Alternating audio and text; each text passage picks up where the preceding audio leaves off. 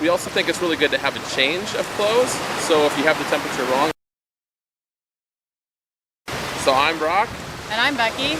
And we're Fire Travel Family. And today we are in Playa Del Carmen. Where we're at, the kids are playing. Maybe you can see in the background. You'll probably see them coming in and out. And they're playing on the beach. Kyra's called this crab beach, because she likes to catch little crabs and little snails and fish while we're here. So today we're going to be talking about flying with young children, and our topic's going to be making it comfortable. So one of the first things you want to think about when you're flying with your family is how to make it comfortable. You want to think about how do you go ahead and make it so the journey is a good journey. For us, making it comfortable, first thing we think about is food. We think about what do the kids need for food, how are you going to access the food, and drinks as well. So what we found is you can have all the food and drink in the world, but if you don't have it by you or ready when you take off, it does not matter. So what we always do is we think, what are we going to need on the flight? And then a lot of times we'll pack it in a smaller area or bag, and they'll make sure to have that bag out before we go. We also do gummies for the kids for the takeoff and for the landing. And we always want to make sure that those gummies are out so we don't have to go find them, because once you're in the takeoff, you can't go ahead and get up and get those. We also think about when it comes to food and drink is the fact that you can go ahead and they'll come through and they'll give you food and drink at some point, but you can always go ask for a second amount. So when you go do that, the thing that's cool about that is you're able to get up, and the kids like being up.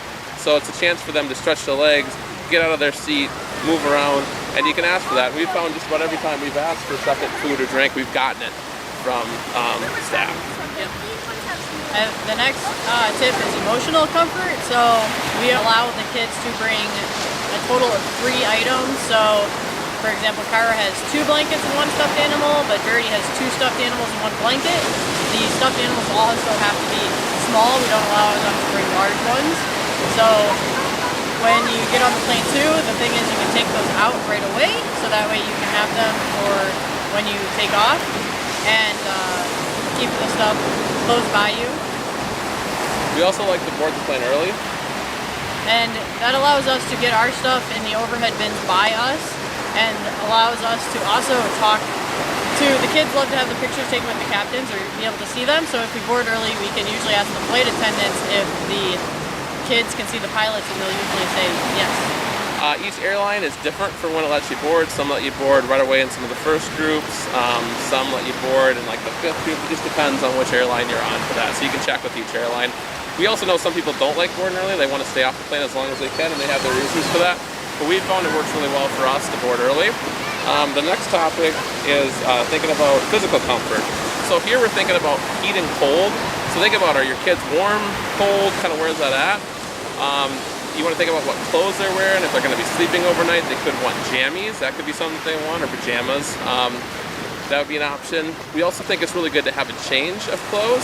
So if you have the temperature wrong, let's say you think you're going to be on a flight and you think you're going to be cold, but it ends up being a really hot flight, that you can go ahead and change into that. And that, again, you want to have that accessible and kind of sectioned off, so that's there. You also want to think about noise issues. Sometimes planes can be loud, sometimes it's your kid, sometimes it's other people's kids, sometimes it's random people, you never know. The thing is though, is if you're going to have something like earbuds or earplugs, is that you want to make sure that you do not use them during the ascent or the descent, because you do not want to cause any issues for the kids. And then the other is a lap child. Some people even have the question of whether they should buy their kid their own seats or have them as a lap child, because you are not required to purchase a seat until they're 2 years of age. And for us, we always go with the lap child as long as possible. 1, it saves you the money of buying an extra seat, and 2, a lot of times the kid wants to be on you or by you anyway, so even if you purchase a seat, they may not use it.